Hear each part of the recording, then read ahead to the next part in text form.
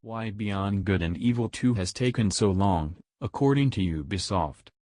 It seems like gamers have been waiting forever for Beyond Good and Evil 2, the sequel to the 2003 action-adventure game that came out for home consoles and PC. Well, Ubisoft finally explained why it's taken so long to make Beyond Good and Evil 2. According to IGN, the reason for not revealing the game sooner was because it had to be just right, and that required the right kind of technology that Michel Ancel had to build from the ground up.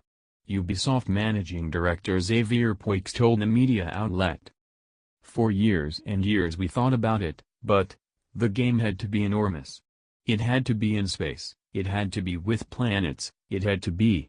So we created this technology called Voyager that's enabled us at least to get this feeling of traveling in space, going from one planet to another, to go from your ship to a bigger ship, to go out of your ship and be a normal person.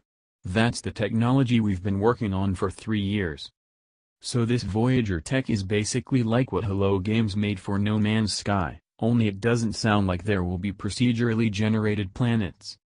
Xavier Ancel is heading up the project, and has been working on the game for the last 3 years. There have been teases about the project through Instagram and other little notes that the creative director let loose out over social media.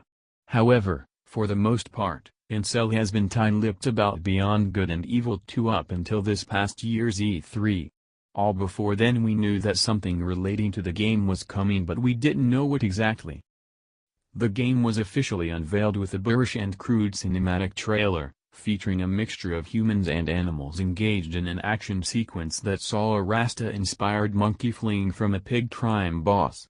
The monkey joined up with a human on a flying motorcycle-type vehicle, as they made their escape onto another ship, and then flew that ship into an even bigger ship. According to Xavier Ancel, the different ships and vehicles demonstrated during the cinematic will be in the actual game. The developers had to design a new engine from scratch to handle Ancel's vision for the Beyond Good and Evil sequel.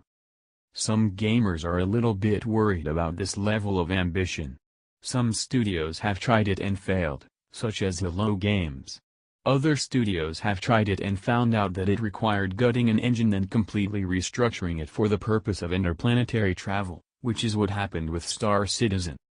It sounds like a really tall order to include space travel, inner-city exploration, physics-based destruction, combat, questing, and a grand story to top it all off.